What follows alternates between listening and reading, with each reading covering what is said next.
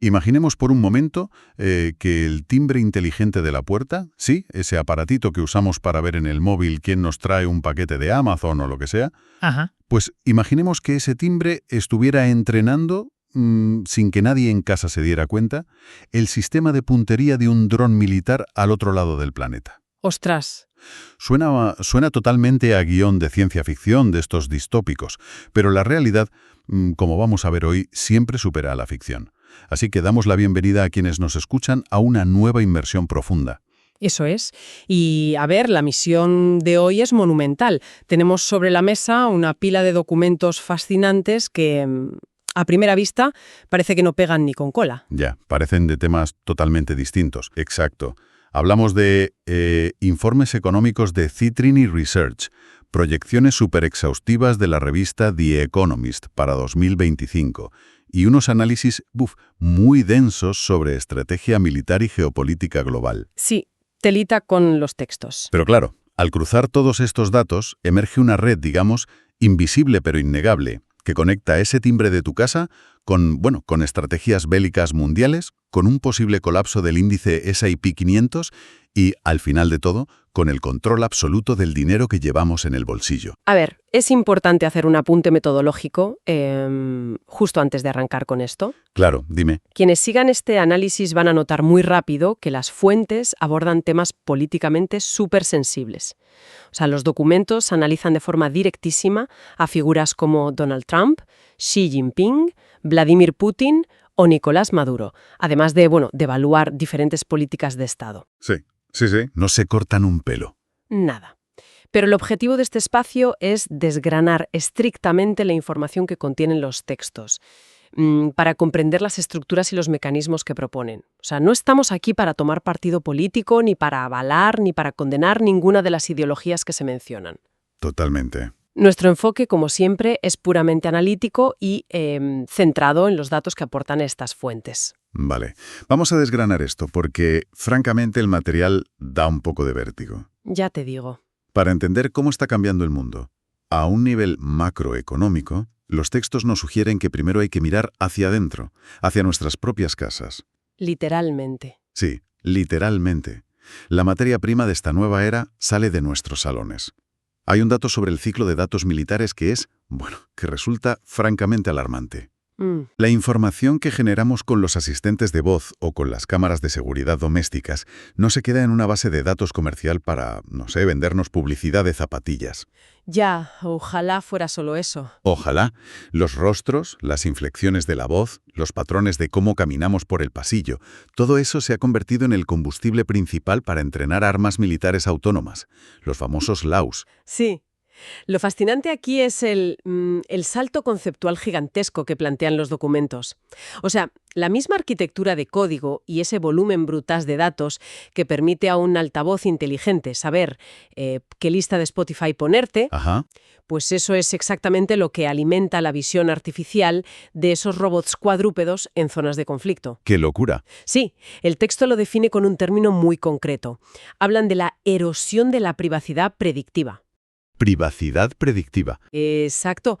O sea, un asistente doméstico ya no se limita a escuchar una orden pasiva y ya está. Infieren estados de ánimo, anticipan tus rutinas, elaboran un perfil de conducta milimétrico. Madre mía. Y ese mismo nivel de precisión algorítmica es el que luego se despliega en una operación militar, para identificar patrones anómalos o comportamientos sospechosos entre la población civil. Ya, claro. Básicamente, el documento argumenta que la utopía de la seguridad total a nivel militar pues exige una vigilancia civil total previa para poder entrenar a esos modelos. O sea, A ver si lo entiendo. Cada vez que le pedimos al altavoz de la cocina que nos diga si va a llover o qué tiempo va a hacer, estamos en cierto modo haciendo una especie de crowdsourcing involuntario para fabricar armamento de próxima generación. Tal cual. Suena fuerte, pero es así. ¿Dónde queda el libre albedrío humano? Porque parece que somos totalmente predecibles. Claro. Esa es la frontera filosófica crítica que, según las fuentes, bueno, ya hemos cruzado. Y ojo, no hablan de escenarios teóricos a 20 años vista. Ah, no. No, hablan de la actualidad operativa de 2026. Los textos documentan operaciones muy recientes donde la IA ya tiene roles de mando operativo puro y duro. Ostras. Citan ejemplos súper concretos como la Operación Furia Épica en Irán o la captura de Nicolás Maduro en Venezuela. Ya lo vi en los informes. En estos contextos, la IA no es una hojita de cálculo avanzada que ayuda al general. Procesa millones de variables a la vez. Fusiona inteligencia satelital, comunicaciones en tiempo real y te da una ventaja de decisión que es, bueno, inalcanzable para un cerebro humano. ¿Es que el cerebro no procesa a esa velocidad? Claro. De hecho, el informe detalla el uso del modelo Claude de la empresa Anthropic y hablan de su mecanismo de IA constitucional. Vale, párate ahí, porque eso de IA constitucional me suena muy abstracto. ¿Cómo funciona eso realmente en un campo de batalla? Pues a ver, lo que hace esta arquitectura no es simplemente seguir unas reglas tácticas de dispara aquí o allá. El sistema evalúa cada acción bélica en milisegundos y la contrasta contra una constitución, por así decirlo, un código ético que lleva preprogramado. Vale. Por ejemplo, imagínate un escenario de guerra electrónica. La IA puede analizar interceptaciones de señales y, de forma totalmente autónoma, vetar un ataque con drones si sus cálculos detectan que el patrón de movimiento corresponde a civiles. O sea, que la propia IA cancela el ataque. Exacto, ciñéndose a sus parámetros constitucionales. Ya. Pero claro, delegar ese nivel de toma de decisiones de vida o muerte a unas empresas privadas tecnológicas, pues tiene que generar unas fricciones políticas colosales. Y tanto. Y aquí es donde las fuentes mencionan un choque directo. Destacan el ultimátum que Donald Trump ha lanzado desde la Casa Blanca. Básicamente le ha dado a Anthropic un periodo de desmantelamiento de 6 meses para que salgan de los servidores del Pentágono. Sí, bajo amenaza de acciones penales, además. ¡Qué barbaridad! Y es un movimiento que, según los analistas de estos textos, lo que busca es abrir la puerta a otras empresas con, digamos, menor regulación ética. Como xAI de Elon Musk, que lo citan explícitamente. Exacto. Entonces, todo este escenario de alta tensión nos obliga a plantearnos algo fundamental. Si la IA está redefiniendo por completo el cómo se combate, ¿quién decide realmente usarla y bajo qué estrategia general? Pues mira, para abordar esa cuestión, el análisis geopolítico que tenemos recurre a la doctrina clásica.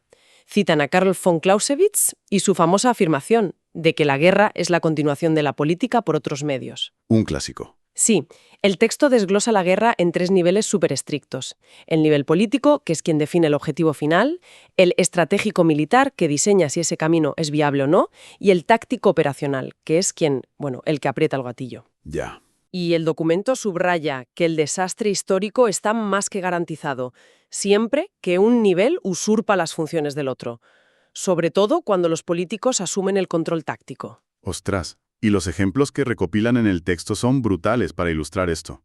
Mencionan a Napoleón en Rusia en 1812. Sí. Donde su afán de poder político le cegó por completo el juicio militar sobre, la logística de meterse allí en invierno. Claro. O Lyndon B. Johnson durante la guerra de Vietnam, que esto me pareció increíble. El tipo se sentaba en el despacho Oval a aprobar listas de bombardeo sobre pueblecitos concretos sin tener ni la más remota idea de la topografía ni de la realidad del terreno. Desde el sillón de su despacho. Fíjate. Y literal. Y los documentos conectan esa miopía histórica con casos muy recientes. Analizan, por ejemplo, la invasión de Ucrania por parte de Vladimir Putin, donde unos objetivos que eran puramente políticos, de conseguir una victoria en cuestión de días, chocaron frontalmente con la realidad de lo que podían hacer sus militares. Y provocando una guerra de desgaste larguísima. Exactamente. Pues el documento también alerta sobre el riesgo inverso, ojo, cuando el mando militar es el que intenta imponer la agenda política. Ah, claro, el otro extremo. Ponen el foco en Douglas MacArthur durante la Guerra de Corea, que, desafió al mismísimo presidente Truman e intentó arrastrar a Estados Unidos a un conflicto nuclear abierto con China. Madre mía. Solo para redefinir la contención política a nivel global. Así que la lección estructural que sacan estas fuentes es que, sí, la guerra pertenece a la política en su propósito último, pero requiere una lógica técnica súper estricta para ejecutarla. Vale. Y si llevamos toda esa teoría a la actualidad geopolítica de estos informes, trazan el duelo entre Donald Trump y Xi Jinping como un choque de mentalidades totalmente asimétricas, ¿no? En plena era del caos. Sí, es un contraste tremendo. Describen la estrategia de Trump como una necesidad imperiosa de victorias rápidas y de presión inmediata, muy orientada a dominar el ciclo mediático y asegurar resultados a corto plazo ante sus electores. Ajá. Y por el contrario, la estrategia que describen de Xi Jinping se basa en jugar la partida, digamos, a décadas vista, construyendo un control estructural súper silencioso pero implacable, dominando absolutamente la manufactura global, los puertos y las cadenas de suministro. Exacto, el juego largo. Y aquí es donde la cosa se pone realmente interesante para mí, porque me cuesta muchísimo comprar la viabilidad de esa paciencia estratégica a largo plazo en el mundo de la IA que acabamos de describir. ¿Por qué lo dices? Pues porque si los mismos textos nos están advirtiendo sobre el riesgo de las flash wars, estas guerras relámpago, donde un conflicto mundial puede escalar en cuestión de milisegundos simplemente porque dos algoritmos enemigos reaccionan entre sí a velocidades incomprensibles. Ya, te entiendo. Entonces, a ver, ¿de qué le sirve a un mandatario planificar pacientemente a 20 años vista si un error en una línea de código te puede desencadenar un ataque nuclear preventivo en medio segundo? Claro, esa es sin duda la vulnerabilidad central de todo el sistema actual. Y The Economist lo aborda conceptualizando una idea que llaman la brecha de disuasión. Brecha de disuasión. Sí. En un lado del tablero tienes a un ejército estadounidense hipertecnologizado, ¿vale? Pero súper sobreextendido geográficamente, intentando gobernar la velocidad de esta IA en un montón de frentes a la vez. Ajá. Y en el otro lado tienes a un bloque autocrático, más compacto, que apuesta por ese desgaste sistémico.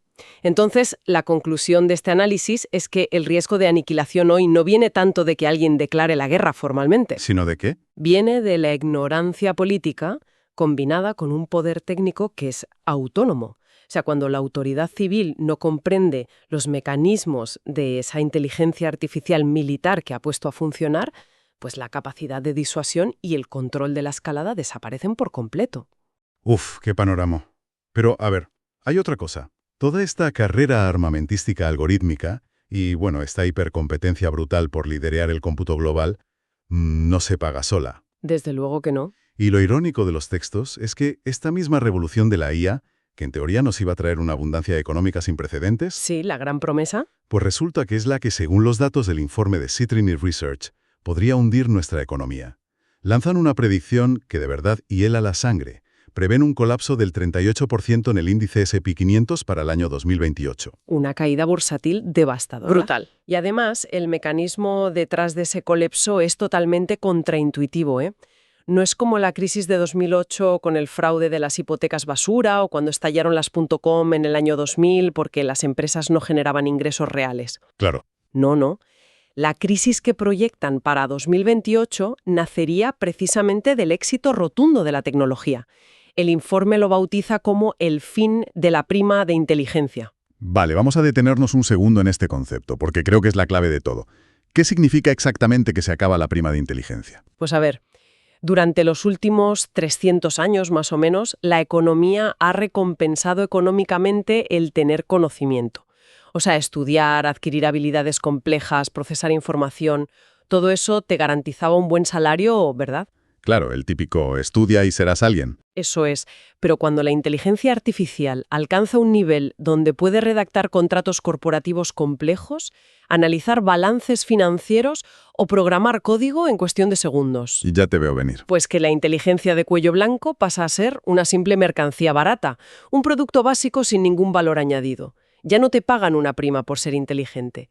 Y Citrin proyecta un alarmante 10,2% de desempleo en sectores profesionales de alto nivel para ese 2028. ¡Ostras! Para que la audiencia lo visualice con claridad, a ver si esta analogía cuadra. Es como si diseñáramos la fábrica robótica más perfecta de la historia. Ajá. Una maravilla de la ingeniería que no necesita luces, no hace pausas para el café, no paga nóminas y te produce bienes complejísimos a un coste cercano a cero. Sí, el sueño de cualquier CEO. Exacto. Los márgenes de beneficio a corto plazo son espectaculares y la bolsa se dispara. Pero claro, para lograr esa eficiencia, resulta que despides progresivamente a todos tus trabajadores cualificados. ¡Qué sorpresa! Resultan ser exactamente las mismas personas que tenían la capacidad adquisitiva para comprar los productos de esa fábrica. Ahí está. Has creado una oferta infinita, pero has destruido completamente tu propia demanda. Totalmente. Ese es el ciclo letal que el texto denomina la parálisis del dinero. ¿Parálisis del dinero? Sí, el capital deja de circular por las calles de verdad y se queda atrapado en los balances de un puñado de gigantes tecnológicos, porque estas empresas absorben toda la liquidez global para financiar la potencia de cálculo bestial que requiere la IA. Claro, los centros de datos. Fíjate, The Economist calcula que para 2026 los centros de datos van a consumir tanta electricidad como todo el país de Japón entero. ¡Qué locura! ¿Japón? Sí. Y el gran problema macroeconómico aquí es la concentración del consumo. O sea, el 10% más rico de la población es responsable de más o menos el 50% del gasto discrecional. Si esos abogados, arquitectos, programadores pierden sus ingresos frente al algoritmo, pues el consumo de coches, de viajes, de servicios, simplemente se evapora. Y además, el informe menciona que sectores tecnológicos enteros, que hasta ahora considerábamos súper invulnerables, van a implosionar. Ponen el ejemplo del software de suscripción tradicional. El famoso SaaS, sí. Exacto. Si la IA te puede programar en tiempo real una herramienta de gestión a medida para tu pequeña empresa, pues ¿qué sentido tiene seguir pagando una licencia mensual de cientos de euros por un programa estándar de contabilidad, no? Ninguno. Todo ese modelo de negocio se canibaliza a sí mismo. Y se genera lo que ellos llaman un PIB fantasma. O sea, un crecimiento técnico brutal en los servidores, pero miseria en las calles. Y claro, ante este escenario de desplome de la clase media profesional, los ingresos fiscales de los estados caerían en picado, no recaudarían casi nada. Claro. Y esto plantea un enorme dilema de gobernabilidad. Si los gobiernos se quedan sin liquidez para mantener el estado de bienestar, pagar las pensiones o rescatar a toda esa población desempleada por la IA, la posibilidad de disturbios sociales masivos es inminente. Y aquí, fíjate, si conectamos esto con el panorama general, es donde las fuentes introducen la herramienta definitiva de contención, algo que, francamente, parece sacado de 1984. Sí, totalmente. Hablan del dinero programable, también conocido como las monedas digitales de bancos centrales, las CBDCs. Si los estados no pueden garantizar el bienestar económico, parece que la estrategia pasa por la microgestión extrema de todos los recursos. A ver, explícanos esto bien porque da miedo. Pues mira, el concepto de dinero programable altera la naturaleza más básica de la economía humana. Históricamente, una moneda de curso legal es agnóstica. Un billete de 50 euros tiene el mismo valor independientemente de quién lo tenga en la mano o en qué decida gastarlo, ¿verdad? Claro, son 50 euros y punto. Pues las CBDCs operan sobre tecnología de contratos inteligentes. Esto significa que las reglas y las condiciones de uso se incrustan directamente en el código de la propia moneda. ¡Ostras! Sí, se ejecutan de forma automática y eliminan la necesidad de que un banco comercial actúe de intermediario. Entonces el emisor no solo controla cuánta moneda hay, sino que decide tecnológicamente quién, cómo, dónde y cuándo se puede autorizar una transacción. Pensemos en lo que esto significa para el día a día.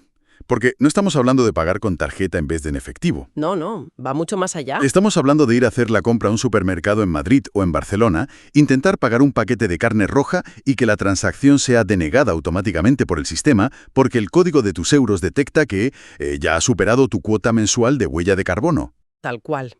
O fíjate, los textos hablan de dinero que incorpora una fecha de caducidad incrustada. Dinero que caduca. Sí. Imagínate que el Estado determina que hay que estimular el consumo para maquillar los datos macroeconómicos del trimestre. Pues programan tus ahorros para que pierdan, no sé, un 5% de su valor si no los gastas en los próximos 30 días. Madre mía, eso es obligarte a consumir por código. Y los documentos llegan a escenarios todavía más coercitivos, vinculando el uso del dinero a tu historial cívico. Por ejemplo, la asistencia a una protesta no autorizada o acumular multas de tráfico podría desencadenar la congelación automática de tus fondos desde el servidor central y sin necesidad de que intervenga un juez. Qué fuerte.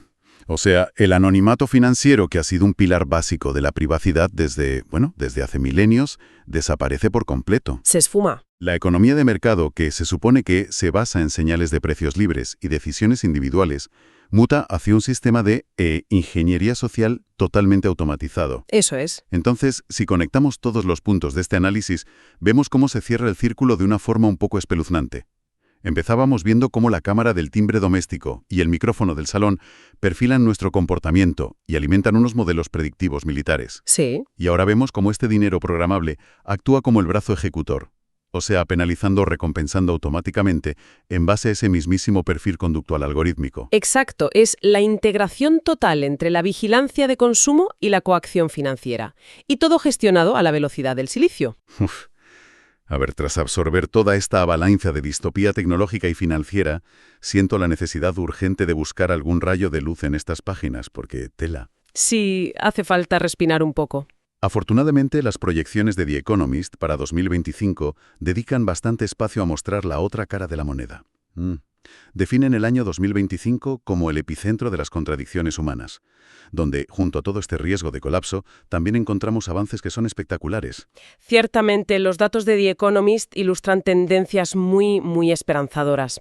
A nivel macroeconómico, por ejemplo, observamos un fenómeno de descentralización del crecimiento. Ajá.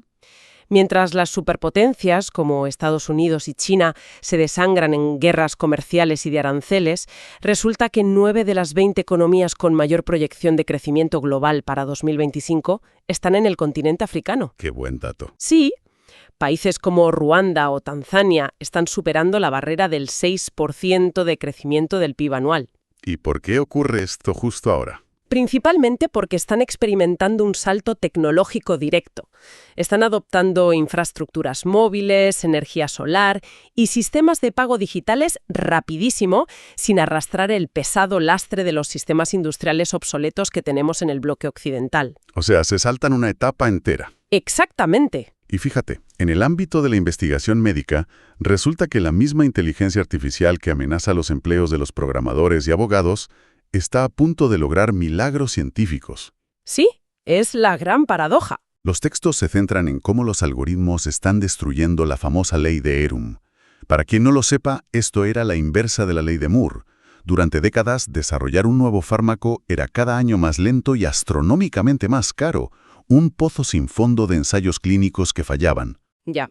Pero claro, ahora la IA es capaz de simular millones de plegamientos de proteínas e interacciones moleculares dentro de un ordenador. Y el mecanismo revolucionario aquí es la predicción de eficacia. Al simular la molécula de forma digital, los investigadores saben qué compuesto va a funcionar antes incluso de sintetizarlo en el laboratorio o de empezar a probarlo en humanos. Te ahorras años y millones. Claro. Las proyecciones de las fuentes indican que esto ya está ahorrando cerca de 450 millones de dólares en el desarrollo de cada nuevo medicamento. ¡Qué barbaridad! Y además apuntan a 2025 como el año de despegue comercial masivo de las vacunas personalizadas contra el cáncer, usando esa misma tecnología de ARN mensajero que, la que se popularizó a la fuerza durante la pandemia, pero adaptada ahora al perfil genético del tumor de cada paciente de forma individual. Eso es una esperanza tremenda. Y cambiando un poco de tercio, también hay un apunte fascinante sobre cómo esta hiperaceleración tecnológica está transformando la cultura pop a nivel global a una velocidad que pasma. Ah, ¿sí? ¿Lo de los microdramas? Sí, el informe destaca el éxito arrollador de los microdramas chinos. Son producciones de muy alto presupuesto, pero están fraccionadas en capítulos de un solo minuto. ¿Un minuto? Es que este mercado espera triplicar su tamaño, exportando el modelo a nivel internacional y, ojo, rodando estas ficciones ultrarrápidas con actores locales en Europa y América. Es, digamos, el reflejo cultural de nuestra pérdida total de capacidad de atención, ¿no? Totalmente, es el TikTok de la ficción llevado al extremo. Pero a ver, de todos los datos positivos de 2025, hay uno sobre el medio ambiente que, honestamente, me ha parecido histórico. Probablemente sea el hallazgo más trascendental de todo el informe. Los modelos de datos apuntan a que 2025 será el año en el que se confirme estadísticamente que las emisiones globales de carbono de la humanidad alcanzaron su pico máximo histórico en 2023. ¿Por fin? Sí, esto implica que ya habríamos iniciado el descenso sostenido. Y lo paradójico, volviendo a las tensiones geopolíticas del principio, es que este logro medioambiental se debe en inmensa medida al monumental despliegue de paneles solares, capacidad eólica y adopción de vehículos eléctricos que ha llevado a cabo China durante los últimos 3 años. Claro, abaratando la tecnología verde para el resto del planeta. Exacto. Es decir, que el mismo país que protagoniza el duelo por la hegemonía tecnológica global y militar que decíamos antes, es el que nos ha empujado a cruzar el umbral crítico hacia la descarbonización del planeta. De verdad vivimos en un mundo de absolutas paradojas. Bueno, para estructurar todo este inmenso volumen de información que hemos procesado hoy, resulta muy esclarecedor quedarse con una frase literal del equipo de The Economist. A ver. Señalan que desde el inicio de la revolución industrial, la humanidad se ha centrado exclusivamente en la subida. O sea, en acumular más productividad, extraer más recursos, escalar más la potencia de la IA, emitir más carbono. Siempre más. Sí. Pues las proyecciones para 2025 certifican que a nivel sistémico la subida ha terminado. Hemos alcanzado la cúspide de esa aceleración pura. El desafío existencial ahora no es cómo seguir escalando, sino cómo gestionar la bajada, cómo ejecutar un aterrizaje estabilizado de todo este inmenso poder tecnológico para no estrellarnos contra el suelo. Y esa idea del aterrizaje forzoso nos deja una última reflexión fundamental para quienes nos han acompañado en este recorrido. A ver, hemos empezado comprobando cómo la cámara del timbre y el micrófono de nuestro salón recogen la materia prima para entrenar enjambres militares autónomos. Hemos visto cómo la automatización extrema promete hundir el valor de nuestro conocimiento, provocando un seísmo financiero que, podría empujar a los estados a intervenir nuestros ahorros mediante esos contratos inteligentes coercitivos. Ajá. Y sin embargo, esos mismos servidores y algoritmos son la herramienta que está curando cánceres incurables y frenando el colapso climático. Así que, si la misma infraestructura tecnológica que hoy es capaz de diseñar moléculas vitales en segundos, tiene la capacidad de barrer a la clase media mañana, de bloquearnos la compra en el súper mediante código y de escalar una guerra nuclear por un error de cálculo, la pregunta que debemos hacernos ya no es si la tecnología va a dictar nuestro futuro. Esa partida, sinceramente, ya se ha jugado. Totalmente. La verdadera cuestión, la que deberíamos plantearnos al mirar de reojo al altavoz inteligente que parpadea ahí en la estantería, es la siguiente. Cuando este inmenso sistema algorítmico alcance por fin la eficiencia técnica absoluta y elimine toda fricción operativa, quedará algún rincón para la ineficiencia, para la imperfección y para el caos que nos hace esencialmente humanos. Y si no es así, ¿seguimos siendo realmente los arquitectos de esta nueva civilización? ¿O hace tiempo que nos hemos convertido simplemente en su materia prima? Ha sido un análisis sumamente intenso y confiamos en que estas perspectivas sirvan para observar nuestro entorno cotidiano con una mirada muchísimo más afilada. Un afectuoso saludo a toda la audiencia y hasta la próxima Inmersión Profunda.